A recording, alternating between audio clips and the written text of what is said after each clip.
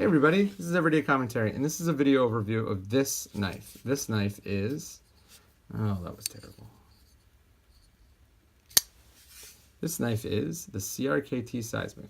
I just carried this today, so it's a little dirty, but let me walk you through this knife. This knife is the smallest, most EDC-friendly knife to include Ken Onion's field strip technology, which is a way of disassembling the knives without tools. And it sports a blade of 1.4116 steel. It is a 3.2 inch blade. The handle is aluminum. The whole thing weighs in at just over 3 ounces. I think it weighs in at like 3.1 ounces. Let me give you a size comparison. This is the slacker. This is the mini grip. As you can see, it's considerably longer on the handle than the mini grip.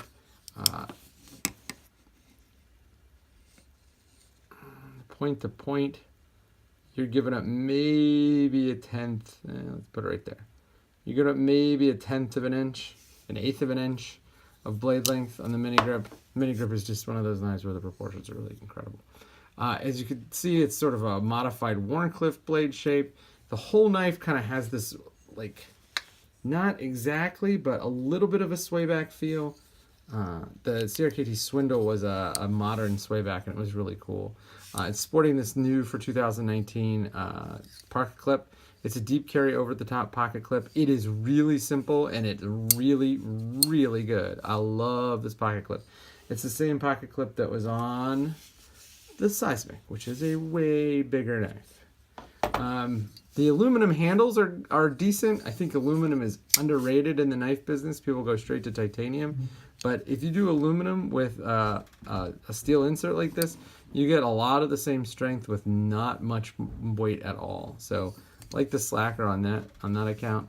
The knife is relatively easy to disassemble. I can just do it right here. So flip the pivot switch, then hit the back screw wheel, and there you go. There's the whole knife. As you can see, it runs on Teflon washers, so Nick will be mad. And it has an internal stop pin. One thing that's really interesting about seeing blades like this is you realize just how much of the blade is sort of hidden, and how all the business, the working parts are really hidden except for the edge. If you look at, like, if you take apart a Dragonfly, you realize that the cutting edge is like less than a half of the whole blade, because a lot of the blade in that knife is buried in the handle. The ability for the knife to assemble and disassemble is not something that's incredibly important to me, but I do have to say that this is the first knife with the field strip technology where it seems like the field strip technology is just like an added throw-in. Like, if they made this knife without the field strip technology, it would still be an interesting knife in their lineup. It would be a very capable EDC knife. I think this is something that is very similar to something like the Kershaw's Leak, and has a similar size and feel to something, although it's not as nice as the Benchmade 940. It's just that real slender, thin, light feel to it. The flipping action on this knife is not super great. As you can see, I fail-fired the first time I tried to flip it open at the beginning of the video.